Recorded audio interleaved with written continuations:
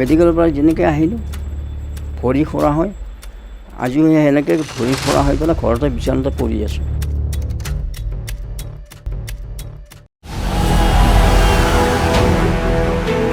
সকলো ৰাস্তাতে জুই ধোঁৱা টায়াৰ জ্বলি ৰাস্তাবিলাক সকলো ফালে ব্লক হৈ আছে।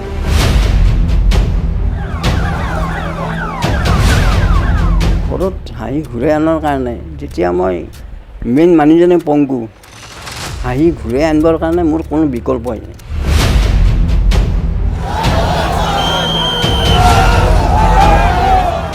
নমস্কাৰ, মই অভিজিত আচাৰ্যই আৰু মোৰ সৈতে উপস্থিত আছে মোৰ সতীৰ্থ সাংবাদিক পলাশজ্যোতি গগৈ। এটা বিশেষ কাহিনী, এটা বিশেষ ঘটনালৈ আজি আমি দুয়ো এটা নিৰ্দিষ্ট স্থানত আহি উপস্থিত হৈছোঁ। বিষয় হৈছে কা আন্দোলন। 2019 চনৰ 12 ডিচেম্বৰ তাৰিখ। সেই 12 ডিচেম্বৰ তাৰিখটো আচলতে এক কলা দিন আছিল। সমগ্ৰ অসমবাসীয়ে স্বচক্ষে প্ৰত্যক্ষ কৰিছিল কি দিন আছিল। 11 ডিচেম্বৰ আৰু 12 ডিচেম্বৰ গুৱাহাটীত এফালৰ পৰা জ্বলিছিল, সমগ্ৰ অসমতে এফালৰ পৰা জ্বলি গৈছিল। সমগ্ৰ অসমত এক আন্দোলনমুখৰ পৰিৱেশৰ সৃষ্টি হৈছিল। আৰু সেই সময়তে গুৱাহাটীৰ হাতীগাঁৱত বিজেপিৰ এগৰাকী বুথ পৰ্যায়ৰ নেতা গুলীবিদ্ধ হৈছিল। 3 মাহ ধৰি তেওঁ চিকিৎসালয়ৰ বিচনাত ছটফটাব লগা হৈছিল।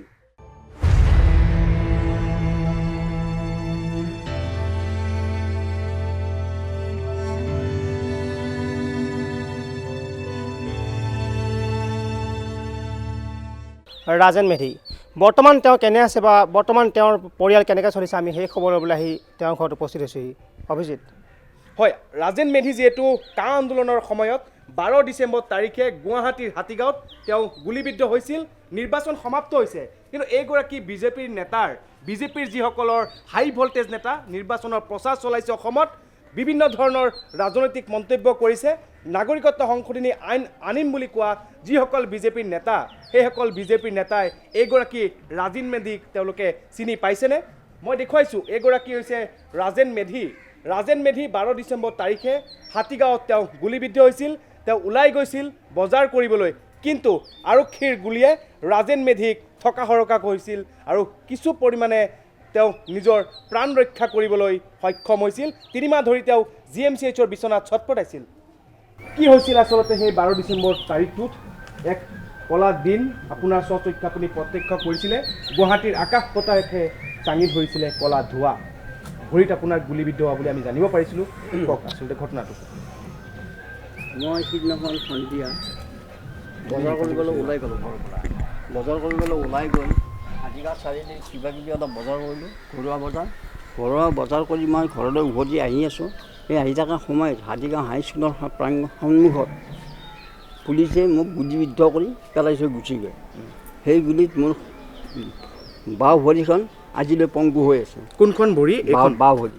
মই ভিডিঅ' জাৰ্নেলিষ্ট হেমন্ত আছে, মই হেমন্তক অনুৰোধ জনাম যে এইগৰাকী ৰাজেন মেধি তেওঁ 12 ডিচেম্বৰ তাৰিখে তেওঁ নিজে বজাৰ কৰিবলৈ গৈছিল আৰু বজাৰ কৰিবলৈ যোৱাৰ সময়ত এই বাওঁ ভৰিতে তেওঁ গুলীবিদ্ধ হৈছিল। আৰু তেওঁ এই যি বাওঁ ভৰি, এই বাওঁ ভৰি আৰক্ষীৰ গুলীয়ে থকা সৰকা কৰিছিল। গুলী ওলাই গৈছিল এফালৰ পৰা ভৰিৰ। গতিকে এইগৰাকী ৰাজেন মেধি GMCHত 3 মাহ ধৰি তেওঁ ভৰ্তি হৈ আছিল আৰু পৰৱৰ্তী সময়ত তেওঁ কিছু পৰিমাণে সুস্থ হৈছিল। আজি ৰাজেন মেধি কেনেদৰে আছে, কি ক'ব আচলতে ৰাজেন মেধিয়ে? আৰু বিজেপিৰ যিসকল নেতা এই মুহূৰ্তত টাইমেট আপোনালোকে চাই আছে, আপোনালোকে নিজেই চাওক এইগৰাকী ৰাজেন মেধিৰ জীৱনৰ কৰুণ গাথা। কওক ৰাজেন মেধি ডাঙৰীয়া। মোৰো সিদিনাখন আছিল 2019 চনৰ 12 ডিচেম্বৰ। সেই সিদিনাখন সন্ধিয়া সময় মই ঘৰুৱা বজাৰ কৰিবৰ কাৰণে হাতীগাঁও চাৰিআলিলৈ ওলাই গৈছিলোঁ। হাতীগাঁও চাৰিআলি ওলাই গৈ হাতীগাঁও চাৰিআলিত বজাৰ কৰি পেলাই মই ঘৰলৈ উভতি আহি আছোঁ। আহি থকাৰ সময়ত হাতীগাঁও চাৰিআলিত হাতীগাঁও হাইস্কুলৰ সন্মুখত পুলিচে মোক গুলীবিদ্ধ কৰি পেলাই থৈ গুচি যায়। তাৰপিছত মোৰ লগ বন্ধুবিলাকে লৈ গৈ মেডিকেলত মোক পहुঁচাই, মেডিকেলত কিন্তু ভৰিখন মোৰ চুৰমাৰ হৈ গৈছে। হাৰা আজি পৰ্যন্ত মোৰ জইন লগা নাই। তেতিয়া যেতিয়া আপুনি কথাটো কৈছে যে আৰক্ষীৰ গুলী লাগিছিল আপোনাৰ ভৰিত, তেতিয়া সময় কিমান বাজিছিল আচলতে? এতিয়া সময় 6:30 আছিলে, 6:30 সন্ধিয়া সময়। আপুনি কৰ্ম কি কৰে আচলতে? মই অটো চলাইছিলোঁ। অটো চলাই ঘৰুৱা 4জন পৰিয়ালক পোহপাল দি আছিলোঁ। এতিয়া বৰ্তমান ঘৰখন চলাৰ কাৰণে মোৰ বহুতেই সমস্যা হৈছে। এতিয়া বৰ্তমান চৰকাৰৰ ফালৰ পৰা অকণমান কোনো ধৰণৰ কোনো সহায় সহযোগ একো পোৱা নাই। গতিকে মোৰ চৰকাৰৰ ওচৰত এটাই অনুৰোধ, মোৰ ল'ৰা ছোৱালী দুজনীৰ কোনোবা এজনক কিবা এটা সংস্থাপন দিলে মই সুখী হ'লোঁ। ভাৰতীয় জনতা পাৰ্টীৰ আপুনি এগৰাকী বুথ পৰ্যায়ৰ নেতা। আচলতে আপোনালোকৰ দৰে ব্যক্তিৰ কাৰণেই দলটো হয়তো ইমান শক্তিশালী হৈছে বা 2016 চনত দলটো শাসনলৈ আহিব পাৰিছে। আৰু আজি যিসকল নেতাই দাবী কৰিছে 100+ লাভ কৰিম, হয়তো আপোনালোকৰ দৰে ব্যক্তিৰ কাৰণেই সেইসকল নেতাই দাবী কৰিবলৈ আজিৰ দিনটোত তেওঁলোকে সক্ষম হৈছে বা তেওঁলোকে দাবী কৰিছে। গতিকে এইবাৰ যি নিৰ্বাচন সমাপ্ত হ'ল বা আপোনাৰ পৰিচয়টো আচলতে দিব, আপুনি বিজেপিৰ সৈতে জড়িত থকা এগৰাকী নেতা, নিজৰ পৰিচয়টো দিব। মই ভাৰতীয় জনতা পাৰ্টীৰ সৈতে জড়িত। মই ভাৰতীয় জনতা পাৰ্টীৰ বুথ কমিটিৰ এজন সদস্য। মই ভাইচ প্ৰেচিডেণ্ট আছিলোঁ 188 বুথ নম্বৰত। গতিকে মই যেতিয়া গুলিবিদ্ধ হ'লোঁ, কিন্তু মোৰ দলৰ কোনো মানুহে মোক সহায় সহযোগ নকৰিলে। আনকি মোৰ মিনিষ্টাৰ MLA পৰ্যন্ত তেওঁলোকৰ ফালৰ পৰা মই কোনো ধৰণৰ সহায় সহযোগ নাপালোঁ। গতিকে আৰু কি ক'ম আৰু, মোৰ নিজৰে কপালৰ দুখ বুলি মই আৰু ঘৰতে বহি আছোঁ। আৰু ঘৰখন চলাৰ কাৰণে বহুত অসুবিধা হৈছে। আৰু সেই ঘৰখন চলাৰ ক্ষেত্ৰত চৰকাৰৰ ফালৰ পৰা যদি কোনোবা কিবা এটা সহায় কৰে, তেতিয়াহ'লে মোৰ নিশ্চয় আনন্দিত হ'ম। মোৰ সৈতে সতীৰ্থ পলাশ আছে। মই পলাশকো অনুৰোধ কৰিম, ৰাজেন মেধিৰ আচলতে জীৱনৰ যি কৰুণ গাথা বা সেই দুই এষাৰ পলাশেও যাতে তেওঁ সোধে, মই পলাশক এই মুহূৰ্তত অনুৰোধ জনাইছোঁ। আপুনি এটা কথা কৈছে যে আপুনি অটো চলাই পৰিয়াল চলাইছিলে, অটোৰ চালনাৰ জৰিয়তে আপুনি পৰিয়াল পোহপাল দিছিলে। যিহেতু সেইদিনাখন দুপৰীয়া সময়ৰ পৰা গুৱাহাটী মহানগৰ বা গোটেই অসমত ক'লা ধোঁৱাই চানি ধৰিছিলে, সকলোফালে প্ৰতিবাদ হৈছিলে বা কাৰ বিৰুদ্ধে মানুহ ওলাই আহিছিলে, সেই সময়ত আচলতে কেনেকুৱা এটা পৰিৱেশ আপুনি প্ৰত্যক্ষ, যিটো আপুনি যথেষ্ট মানুহ লগ পাইছিল বা পৰিৱেশ কেনেকুৱা প্ৰত্যক্ষ কৰিছিল? সেই সময়ত মই পৰিৱেশটো এনেকুৱা হৈছিলে যেন সকলো ৰাস্তাতে জুই ধোঁৱা টায়াৰ জ্বলি ৰাস্তাবিলাক সকলোফালে ব্লক হৈ আছিলে। কিন্তু সেই ব্লকৰ মাজেৰে মই অটোখন লৈ এনেকৈ ঘূৰি আহি ঘৰ পাইছোঁহি। ঘৰ পাই মই যেতিয়া বজাৰলৈ গ'লোঁ, বজাৰ কৰি ঘৰলৈ আহিলোঁ, তেতিয়া দিছপুৰ চাইডৰ পৰাই পুলিচৰ গাড়ী এখন আহি পেলাই হাতীগাঁও হাইস্কুলৰ সন্মুখত গুলি কৰি গুচি গ'ল তেওঁলোকে। তেতিয়া সন্ধিয়া 4:30 বাজিছিলে। পৰিৱেশটো কেনেকুৱা আছিল? পৰিৱেশটো আন্দোলনৰ পৰিৱেশ আৰু মানে এনেকুৱা ধৰণৰ সিজুবাৰীৰ ফালৰ পৰা এটা প্ৰচেছন দল ওলাই আহিছিলে, সেনেকুৱা ধৰণৰ পৰিৱেশ এটা হৈছিলে। সেই সময়ত অন্ধকাৰ হৈ গৈছিলে, ৰাস্তা পদূলি চব অন্ধকাৰ, লাইট নাই, লাইট পদূলি একো নাই, চব আন্ধাৰ, একো দেখা নাপায়। দেখা পালে মই কোনোবা ফালে গুচি গ'লোঁ হয়, একো দেখা নাপালোঁ, মই দেখা নাপাই আহিছিলোঁ। সেই সময়ত আপুনি আৰক্ষীৰ লোকে গুলি কৰা আপুনি কিবা সম্ভেদ পোৱা হ'লে আপুনি আন ঠাইলৈ যাবলৈ সক্ষম হ'ল? ডেফিনেটলি। তাৰপিছতে আপোনাৰ 2019 চনৰ এতিয়া তাৰপিছতে আচলতে অসমত এতিয়া নতুনকৈ নিৰ্বাচন হ'ল। কা আন্দোলন কৰা কিছু সংগঠনে দল গঠন কৰিলে, তেওঁলোকে চৰকাৰ গঠন কৰিলে, সেইসকল লোক আপোনাৰ ওচৰলৈ আহিছেনে? নাই, তেনেকুৱা লোক কোনো মানুহে মোৰ ওচৰলৈ অহা নাই, খবৰ লোৱাও নাই। গতিকে আৰু মইনো কি ক'ম, মই খুৰা হৈ আছোঁ, গতিকে ময়ো যাব নোৱাৰোঁ। আহিলে ভাল লাগিলেহেঁতেন, অহা নাই কোনো। মই ৰাজেন মেধি ডাঙৰীয়া, মই আপোনাৰ কাষলৈ আহিছোঁ, যিহেতু আপুনি এই মুহূৰ্তত কষ্ট হৈছে, যথেষ্ট কষ্ট হৈছে, আপুনি ভৰিত যথেষ্ট আঘাতপ্ৰাপ্ত হৈছে। মই আপোনাৰ ঘৰতে আপোনাৰ সৈতে মই কথা পাতিম লাগিলে, আপুনি যদি সম্ভৱ হয় আপুনি আপোনাৰ ঘৰতে সোমাই যাওক, কাৰণ আপোনাৰ যথেষ্ট কষ্ট হৈছে। আমিও গম পাইছোঁ আচলতে আপুনি থিয় হৈ থকা যথেষ্ট কষ্ট হৈছে, আৰু যিহেতু বাওঁ ভৰিত আপুনি যথেষ্ট আঘাতপ্ৰাপ্ত হৈছে, গতিকে আপুনি ঘৰতে আহক, আপোনাৰ সৈতে আমি কথা পাতিম। আহক, আপুনি আহক।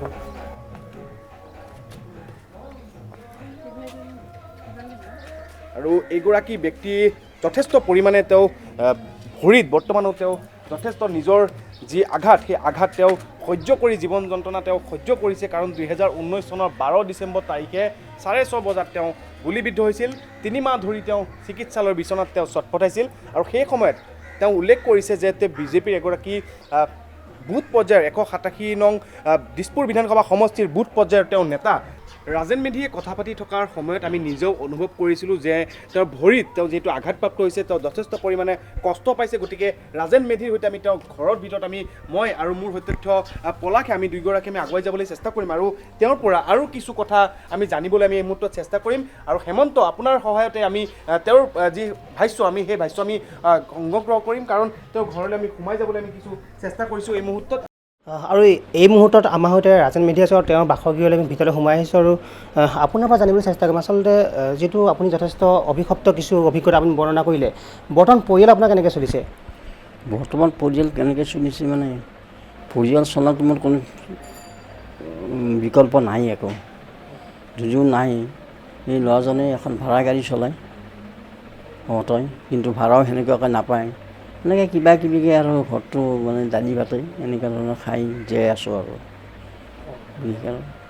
অভিজিত, যিহেতু আপুনি উল্লেখ কৰিছে ইতিমধ্যে যে আপুনি নিজৰ যি অটো সেই সময়ত আপুনি থৈ বজাৰ কৰিবলৈ গৈছিলে, আৰু বজাৰ কৰিবলৈ যোৱাৰ সময়তে আপুনি সেই গুলীবিদ্ধ হৈছিলে। আপোনাৰ হাতত থকা সেই বজাৰ ঘৰ আহি পোৱা নাছিলে সেই বিশেষ দিনটো। হয়তো আপোনাৰো আজি সেই গুলিৰ শব্দ শুনিলে আপোনাৰ আজিও হয়তো ভয় লাগে, হয়নে? সেই গুটি শব্দ মানে এনেকুৱা কৈ দিছে যে মানে তেনেকুৱা কাৰো ক্ষেত্ৰতে আৰু নহওক, মই সেইটোৱে ক'বলৈ যাওঁ। মোৰ নিচিনা গুলিবিদ্ধ হৈ পংগু হৈ জীৱন কোনো যাতে ভুগিব নালাগে, ভগৱানৰ ওচৰত মই সেইটোৱে প্ৰাৰ্থনা কৰিছোঁ।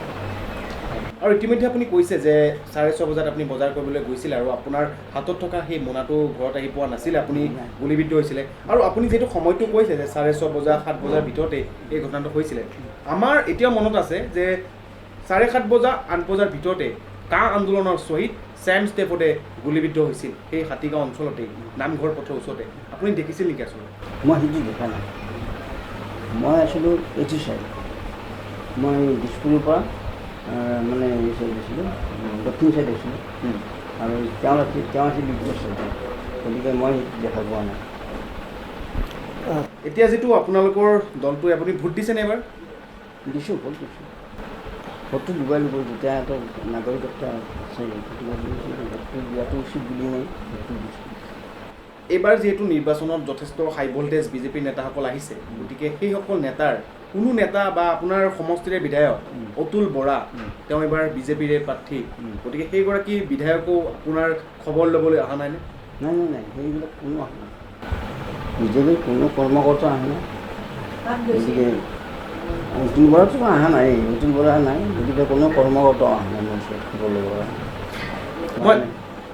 মই পলাশ আছে, মই পলাশৰ ওচৰলৈ যাব বিচাৰিছোঁ, কাৰণ পলাশৰো কেইবাটাও প্ৰশ্ন আছে। এগৰাকী ৰাজেন মেধিক যিহেতু আমি আজি সাক্ষাৎ লাভ কৰিছোঁ, আৰু ৰাজেন মেধিক আমি বহুত কষ্টৰ ফলত আমি তেওঁক সাক্ষাৎ কৰিবলৈ সক্ষম হৈছোঁ, গতিকে ৰাজেন মেধিৰ মুখৰ পৰা আমি কিছু কথা জানিবলৈ চেষ্টা কৰিম। আৰু যিসকলে বৰ্তমান টাইমেট আপোনালোকে প্ৰত্যক্ষ কৰিছে, সেইসকললৈ মই অনুৰোধ যে এইগৰাকী ৰাজেন মেধিৰ কথা আপোনালোকে ভাবক, কাৰণ বিজেপিৰ এগৰাকী নেতা বৰ্তমান গুলীবিদ্ধ হৈ আছে, আৰু সেইগৰাকী নেতাই চিকিৎসালয়ৰ বিচনাত তেওঁ চটফটাইছিল, আৰু আজি তেওঁ পংগু হৈ পৰিছে, নিজ ঘৰতে হৈ পৰিছে, আৰু 4জনীয়া তেওঁৰ যি পৰিয়াল, সেই পৰিয়ালক তেওঁ পোহপাল দিব পৰা নাই। মই পলাশক কাষলৈ যাব বিচাৰোঁ। যিহেতু সেইদিনাখন আপোনাৰ যথেষ্ট আপুনি অভিজ্ঞতাৰ কথা আমাক কৈছে, তাৰপিছত আপুনি 3 মাহ দিন ধৰি হাস্পাতালত আছিলে, সেই সময়ত আপোনাৰ কোনোবা খবৰ ৰাখিছিলনে? সেই সময়ত মোৰ বন্ধুবৰ্গৰ ফালৰ পৰা গৈছিলোঁ। যিদিনাখন গুলীবিদ্ধ হৈছিলোঁ সিদিনাখন ৰাতি অতুল বৰা ডাঙৰীয়া আৰু হিমন্ত বিশ্ব শৰ্মা ডাঙৰীয়াই খবৰ ল'ব গৈছিলে, সিদিনাখনেই গৈছিলে, তাৰপিছত আৰু কোনোদিন যোৱা নাই। যিকোনো এটা সমস্যাৰ সন্মুখীন হ'লে আমাক এই সমস্যাৰ পৰা ঠন ধৰি উঠিবৰ কাৰণে বহুত সময়ৰ প্ৰয়োজন হয়, যথেষ্ট টকা পইচাৰ প্ৰয়োজন হয়, বা আমাৰ যিসকল পৰিয়ালৰ লোক তেওঁলোকক আমি আগৰ গতিলৈ আনি ঘূৰাই আনিবলৈ যথেষ্ট খেলি মেলি সৃষ্টি হয়। সেই 3 মাহ যেতিয়া আপুনি হাস্পাতালত আছিল, তাৰপিছত আপুনি আচলতে আপোনাৰ পৰিয়ালত আপুনি হাঁহি ঘূৰাই আনিবৰ কাৰণে কেনেকুৱা ব্যৱস্থা গ্ৰহণ কৰিছিলে আপোনালোকে? মোৰ ঘৰত হাঁহি ঘূৰাই আনাৰ কাৰণে যেতিয়া মই মেইন মানুহজনে পংগু, হাঁহি ঘূৰাই আনিবৰ কাৰণে মোৰ কোনো বিকল্পই নাই।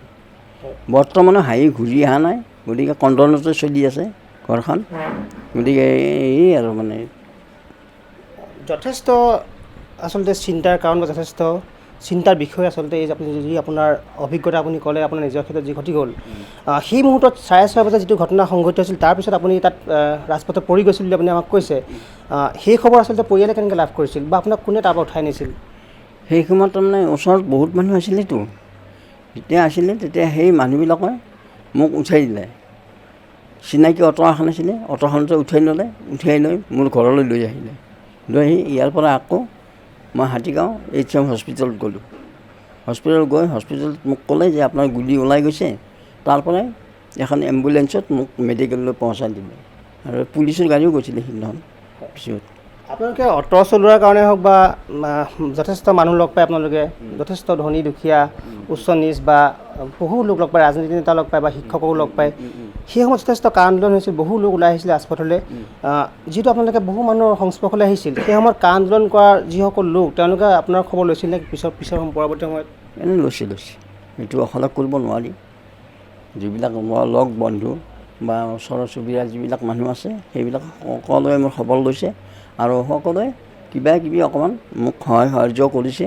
গতিকে তেওঁলোকৰ সহায়তে মই অলপ মেডিকেল ট্ৰিটমেণ্ট কৰা বা এনেকৈ অহা যোৱা সংক্ৰান্তত সকাহ পাইছিলোঁ।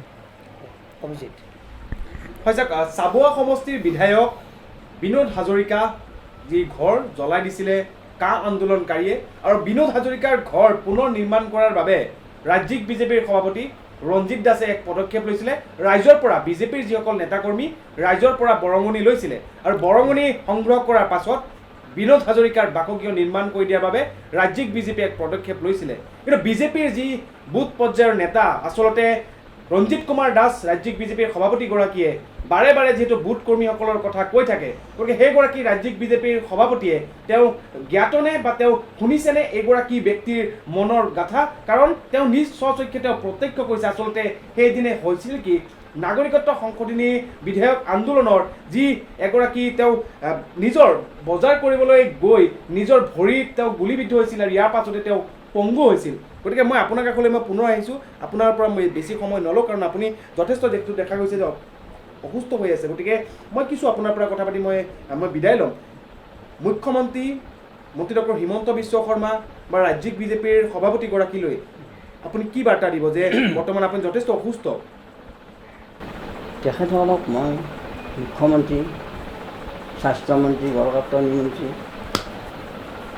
আৰু ৰাজ্যিক বিজেপিৰ সভাপতি ৰঞ্জিত দাস ডাঙৰীয়াকো মই বিশেষভাৱে এটাই অনুৰোধ কৰোঁ যেন মোৰ ঘৰখন চলাৰ কাৰণে তেখেতসকলে কিবা এটা বিকল্প মোক দিয়ে। মই তেখেতসকলৰ পৰা খুব আশা কৰিছোঁ কিবা এটা পাম বুলি, বা এনেকুৱা ধৰণৰ মোৰ ল'ৰা ছোৱালীৰ ভিতৰত কোনোবা এজনক কিবা এটা কৰ্ম সংস্থাপন দিলে মোৰ ঘৰখন চলিব পাৰিব। এই আইনখনক লৈ আচলতে আপুনি কি ক'ব? এই আইনখনক লৈ পেলাই মই আগতেও কৈছোঁ যে এই আইনখনৰ বিষয়ে মই ইমান পলিটিক্সৰ বিষয়ে মই ক'ব বিচৰা নাই, গতিকে এইবিলাকত মই নাযাওঁ নোৱাৰোঁ। এইবিলাকত চৰকাৰ আছে, চৰকাৰে যি সিদ্ধান্ত লয় সেইটোৱে আমাৰ কাৰণে মংগল আৰু। চাওক, সাধাৰণ এগৰাকী নাগৰিক তেওঁ নিজ মুখেৰে কৈছে যে আইনখনক লৈ মই কোনো ধৰণৰ মন্তব্য নিদিওঁ, কিন্তু এগৰাকী সাধাৰণ নাগৰিকক যেনেধৰণে আৰক্ষীয়ে গুলি কৰিছিল, আচলতে গুলীবিদ্ধ হৈছিল তেওঁ, আৰু ইয়াৰ পাছতে তেওঁ বৰ্তমান পংগু হৈ পৰিছে, নিজৰ পৰিয়ালক তেওঁ পোহপাল দিব পৰা নাই। গতিকে মই পুনৰ তেওঁৰ কাষলৈ যাম আৰু মই পলাশৰ কাষলৈ যাম, আৰু পলাশে যিহেতু আৰু কেইবাটা প্ৰশ্ন আছে তাৰ পাছত আমি এই অনুষ্ঠানটোৰ পৰা বিদায় ল'ম। মই পলাশ আপোনাৰ কাষলৈ আহিছোঁ। সেই অভিশপ্ত দিনটোত 5জনকৈ যুৱক কা আন্দোলনৰ ফলত শ্বহীদ হৈছিল আৰু আৰক্ষীয়ে তেওঁলোকক গুলীওৱাৰ কিছু অভিযোগ উঠিছিল। সেই খবৰ আপুনি কেনেকৈ লাভ কৰিছিলে হাস্পতালৰ বিচনাৰ পৰা? হাস্পতালৰ বিচনাৰ পৰা মই এজনৰ কথা গম পাইছিলোঁ, ষ্টিফেনৰ কথাটো গম পাইছিলোঁ, কিন্তু বাদ বাকীবিলাকৰ কথা মই সেনেকৈ গম পোৱা নাছিলোঁ। মই এনেকৈ খবৰ ল'ব যোৱা মানুহৰ পৰাই গম পাইছোঁ এইটো কথাখিনি, কিন্তু বাদ বাকী আৰু বেলেগ কেইজনৰ তেনেকুৱা মই একো খবৰ পোৱা নাছিলোঁ। যিহেতু তাৰপিছত আপুনি 3 মাহ হাস্পতালত থাকিলে, তাৰপিছত পৰৱৰ্তী সময়ত আপুনি যথেষ্ট নিজৰ জীৱনটোত যথেষ্ট আপুনি যন্ত্ৰণাৰ সন্মুখীন হৈছে, সেই সময়ত যে আপুনি ওলাই গৈছিল তাৰপিছত আৰু তেনেধৰণে মুক্তমনে আপুনি ঘৰৰ পৰা আকৌ ওলাই যাব পাৰিছেনে বৰ্তমান সময়ত? নাই, মই ঘৰৰ পৰা ওলোৱাই নাই। মেডিকেলৰ পৰা যেনেকৈ আহিলোঁ ভৰি খোৰা হয়, আজিও সেনেকৈ ভৰি খোৰা হৈ পেলাই ঘৰতে বিচনাতে পৰি আছোঁ। বাদ বাকী মই ক'তো ৰাস্তাটো যাব নোৱাৰোঁ, ক'তো যাব নোৱাৰোঁ, ঘৰত টাকা লৈ ঘূৰা ফুৰা কৰোঁ, এই আৰু। অভিজিত চাওক, মই আপোনাৰ পৰা আৰু এটা প্ৰশ্ন জানিবই লাগিব, যিহেতু এই প্ৰশ্ন যিহেতু নিৰ্বাচন সমাপ্ত হৈছে আৰু আপুনি যিহেতু এইটো দলৰ কৰ্মী আছিল আৰু এই মুহূৰ্তত আপুনি কৈছে আপুনি সক্ৰিয় ৰাজনীতিত নাই, যিটো দল আপোনালোকৰ থকাৰ পাছত আপুনি গুলীবিদ্ধ হ'ব লগা হৈছিলে, দলটোৰ কোনো নেতাই আপোনাৰ কোনো ধৰণৰ খবৰ লোৱা নাই। এইবাৰ যিহেতু নিৰ্বাচন সমাপ্ত হৈছে, সেই দলটো পুনৰ অহাটো আপুনি বিচাৰেনে? সেই দলটো অহাটো মই বিচাৰোঁ, নিবিচাৰোঁ বুলি মই নকওঁ, কিন্তু সেই দলটো অহাটো মই বিচাৰোঁ। ধন্যবাদ জনাইছোঁ। আৰু এয়া আছিল ৰাজেন মেধি। চাওক কেনেধৰণে ৰাজেন মেধিয়ে নিজৰ যি অভিজ্ঞতাৰ কথা, 12 ডিচেম্বৰৰ সেই কথা তেওঁ নিজ মুখেৰে অভিজ্ঞতা তেওঁ ব্যক্ত কৰিছে। আমি তেওঁৰ সৈতে পোনপটীয়াকৈ আমি প্ৰশ্ন কৰিছিলোঁ, তেওঁ পোনপটীয়াকৈ উত্তৰ দিছে। বৰ্তমান তেওঁ কিছু পৰিমাণে অসুস্থ হৈ আছে, আৰু ইয়াৰ পাছতো আমি তেওঁৰ পৰা 2 এষাৰ কথা আমি জানিবলৈ চেষ্টা কৰিছিলোঁ, কাৰণ আমি যি খবৰ পাইছিলোঁ ৰাজেন মেধি যথেষ্ট বৰ্তমান অসুস্থ হৈ আছে, আৰু বিজেপিৰ এগৰাকী তেওঁ বুথ পৰ্যায়ৰ নেতা, নিৰ্বাচন শেষ হ'ল, কোনো ধৰণৰ নেতা ৰাজেন মেধিৰ খবৰ ল'বলৈ নাহিল। আমি টাইমেটে খবৰ পোৱাৰ লগে লগে আমি ৰাজেন মেধিৰ আজি কিছু পলম হৈছে যদিও ৰাজেন মেধিৰ সৈতে আমি যোগাযোগ কৰিছিলোঁ আৰু ৰাজেন মেধি আমাক নিজ মুখেৰে কেইবাটা কথা কৈছে, যিটো চৰকাৰত তেওঁলোকৰ থকাৰ বাবে বা বিজেপি তেওঁ যিগৰাকী নেতা বিজেপি থকাৰ পাছতো তেওঁ গুলীবিদ্ধ হৈছিলে, বিজেপিৰ নেতা তেওঁ কোনো খবৰ ল'বলৈ অহা নাছিলে। ইয়াৰ পাছতো এই যি নিৰ্বাচন সমাপ্ত হৈছে, এই নিৰ্বাচনত তেওঁ নিজ মুখেৰে এগৰাকী বিজেপিৰ সক্ৰিয় নেতা হিচাপে তেওঁ মন্তব্য কৰিছে যে এই দলটো মই পুনৰ অহাটো বিচাৰোঁ।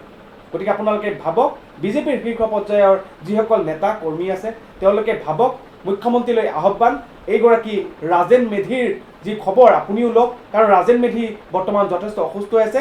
আপোনালোকৰ সহায়ে আপোনালোকৰ দলটোৰ যিগৰাকী বুথ পৰ্যায়ৰ নেতা যথেষ্ট সহায় লাভ কৰিব আৰু যথেষ্ট অনুপ্ৰাণিত হৈ পৰিব। গতিকে ৰাজ্যিক বিজেপিৰ নেতাসকললৈ আমি অনুৰোধ জনাইছোঁ, টাইমেটৰ জৰিয়তে এইগৰাকী ৰাজেন মেধিৰ খবৰ আপোনালোকে লওক। আৰু ইয়াৰ লগে লগে এই বিশেষ অনুষ্ঠানটোৰ পৰা মই অভিজিত আচাৰ্যই আৰু মই পলাশে বিদায় লৈছোঁ। চাই থাকিব টাইমেট।